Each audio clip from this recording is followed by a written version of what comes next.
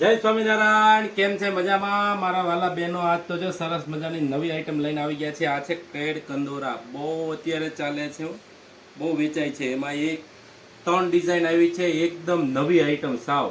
એક તો આ મયુર પંખવાળી છે, બીજી એક છે આ મોર, મસ્ત વેરાયટી છે મોરની, અને ત્રીજી એક આઈ સરસ વેરાયટી છે રાધા કૃષ્ણની.